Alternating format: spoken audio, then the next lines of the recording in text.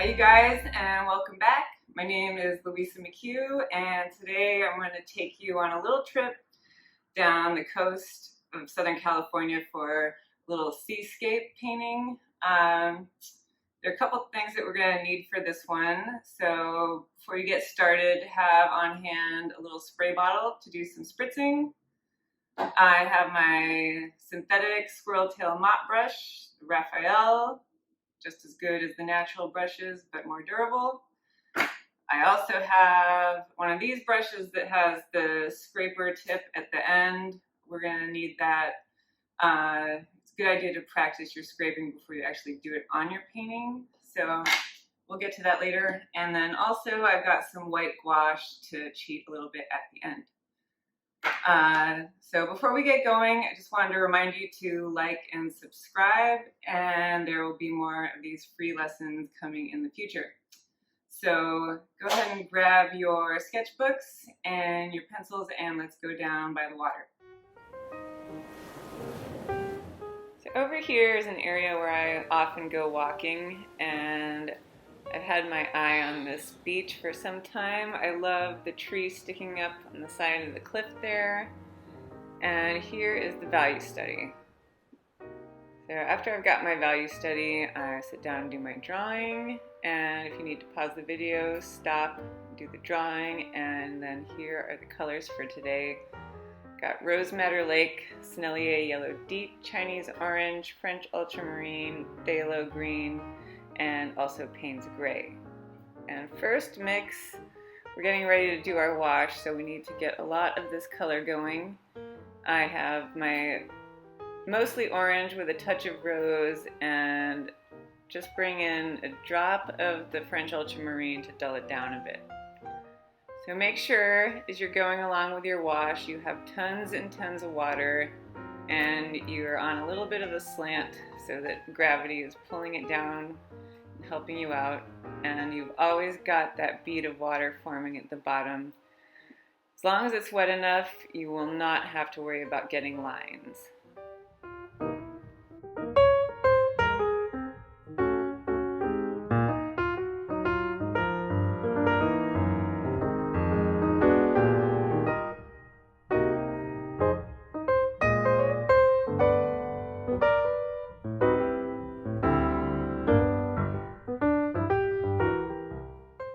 So I'm just pulling this wash down to the horizon line, the top of the water, and I'll go ahead and bring it around to the bottom of the land, to the top of the rocks there. And then I will stop and start mixing up some of this gray-blue color to go for the clouds and the sky. So I'm pulling the French Ultramarine back into that orange and pink mix, and that should give you a nice gray.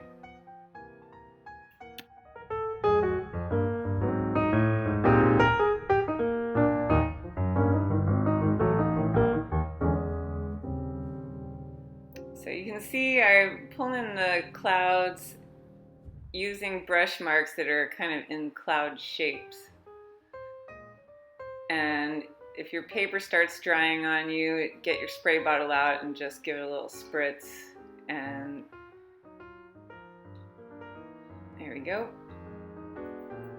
And pull those clouds all the way down to the bottom and let them get softer as they get towards the horizon.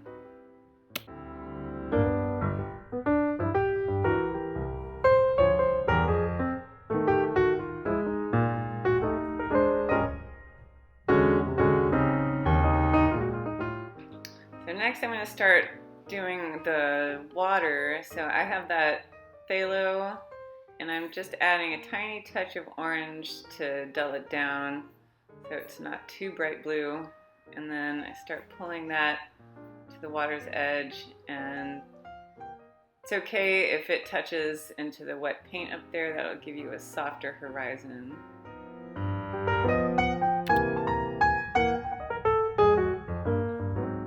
So as I go down and I get to the edge of the water, I want it to sort of fade out a bit, so I get more and more water, and then I we'll come back in and match the color of the sky, because that is the part where the wet sand is reflecting the color of the sky.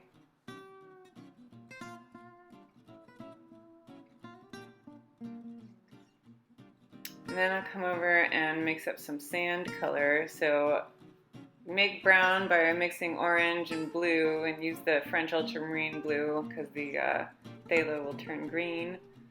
So I mix the orange and blue and then start adding in the yellow to lighten it up a little bit.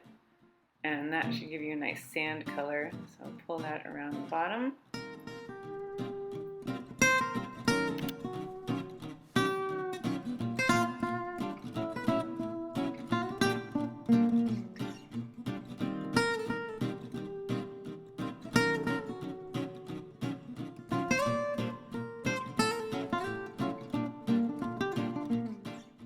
And then I use that same color to do the hillside, for the base of the hillside.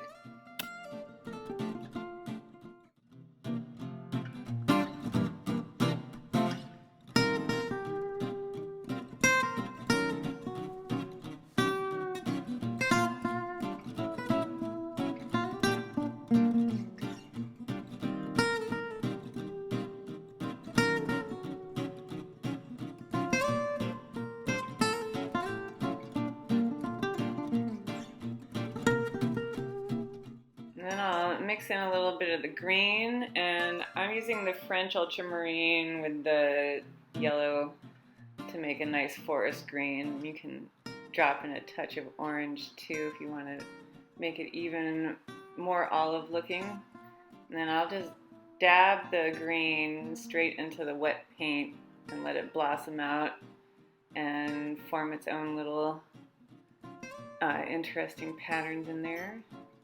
Just drop it in. And I have some that are more on the yellow side and some that are more on the blue side. So you've always got plenty of variation, and usually more yellow on the top where the sun's hitting it.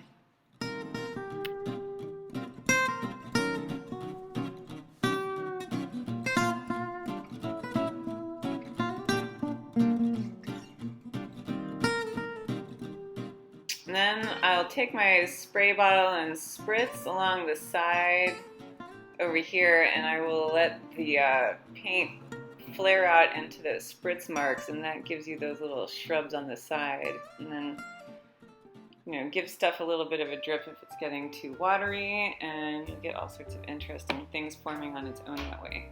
And then I'm also dragging my brush along on its side to make some of those little marks on the side of the hill there. You got the different layers of rock and sediment.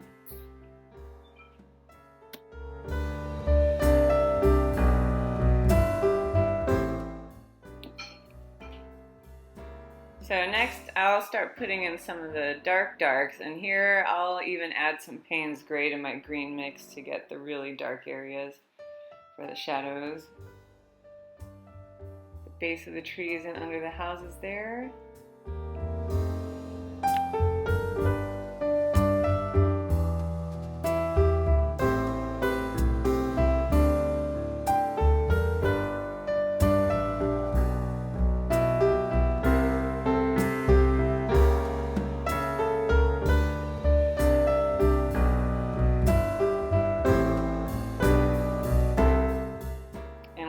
That's all still wet and you can see it's shiny.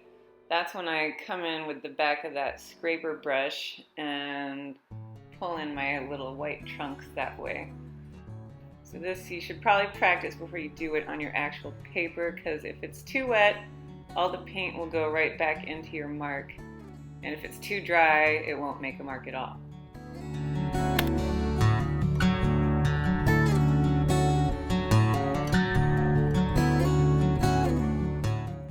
So let that dry, and then I'll come up and start putting in the details in the houses up here. And I've got the more shadowy side that's facing us, but I still have variation even in the shadows where it goes from warm to cool, and then you get darker, of course, underneath the roof there.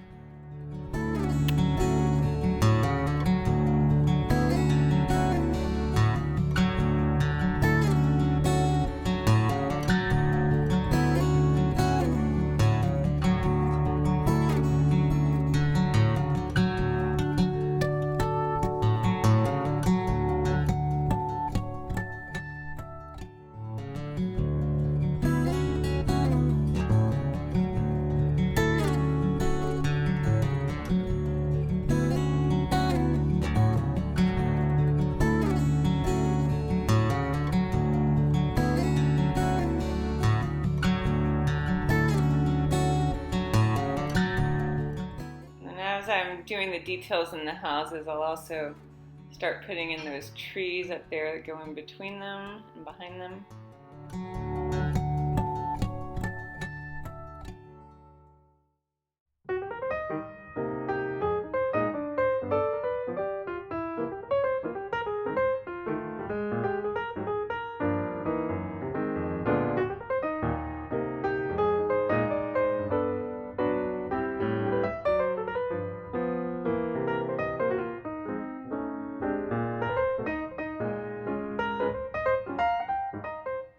And here I got my messy brush out, so I just kind of mess up the ends of it so that it makes some more wild and more organic looking shapes for my leaves.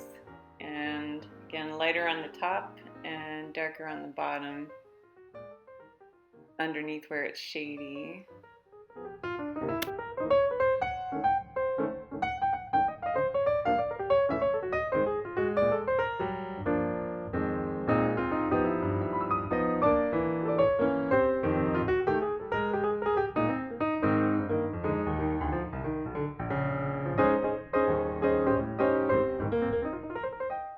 And here as I'm adding the details, you only want to paint windows partially, so I'll make my marks and then blot half of it back off.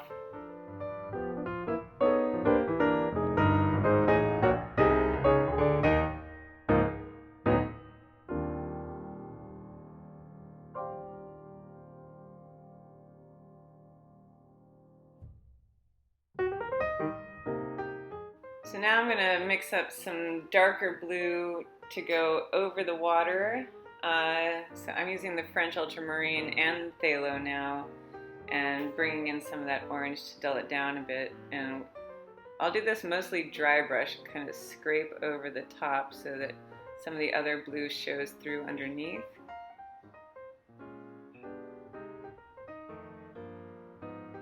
And just wipe it up where it's too much, soften the horizon a bit. And it tends to get darker as it comes towards you.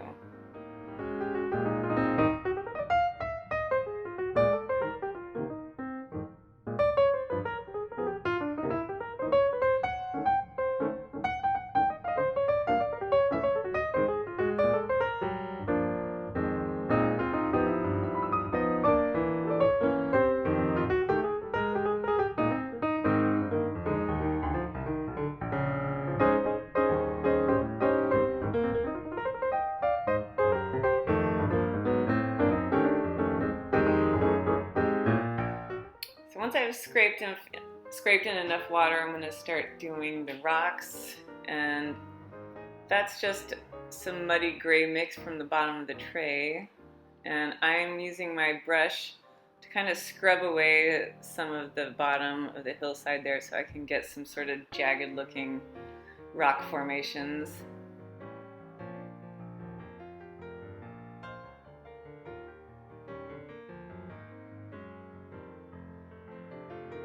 This way I'm kind of lifting and applying paint at the same time and just trying to keep things in sort of jagged shapes, and then come drop in some darks after.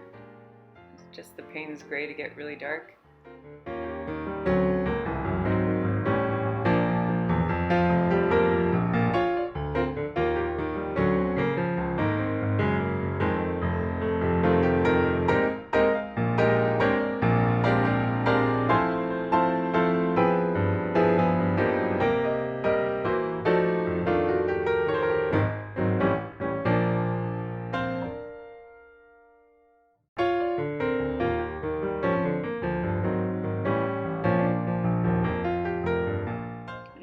Add my sailboats, and mostly I'm just painting the tops of them with a light blue-gray, and then with some water I will blend out the bottom and let them kind of fade into nothing.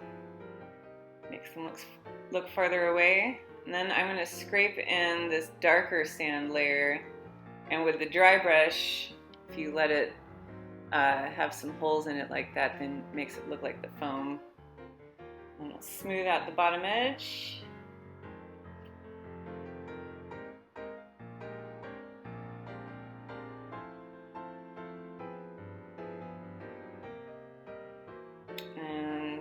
bring in some more of the foreground rocks.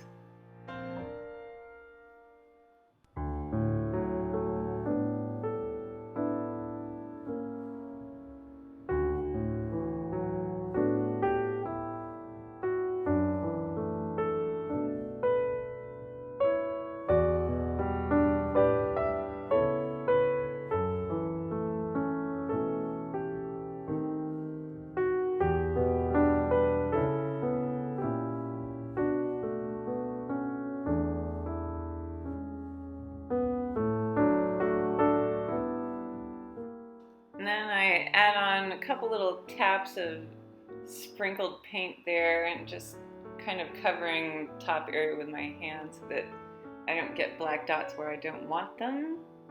Otherwise you might end up with an extra bird in your painting. And then come back up and put in some little trunks for your trees. And I'm just sort of flicking them in delicately, make sure that they are nice and delicate and not too heavy and dark. You can let the paint break up with the dry brush thing again. Keep it from getting too heavy. And make sure that your branches and trees are not all in the same direction. Have some stuff crisscrossing and wiggling back and forth.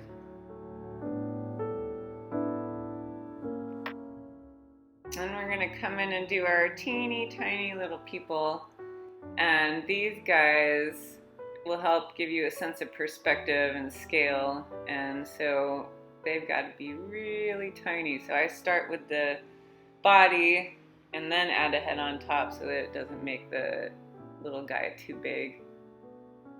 If you start with the head, sometimes you get your body growing larger and larger and larger, and then down beneath them there's that darker reflection, so it's not quite connected to their feet. And finally we come back with our white gouache, and this is when we put in our waves and the rest of the foam.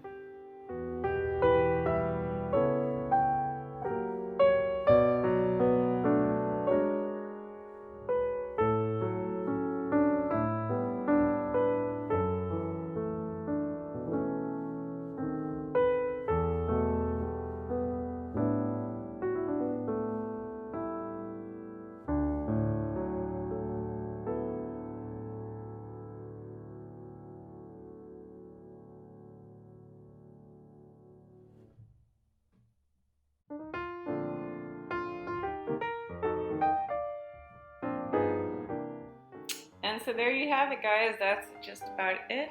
And remember to like and subscribe, and I'll be back with more soon.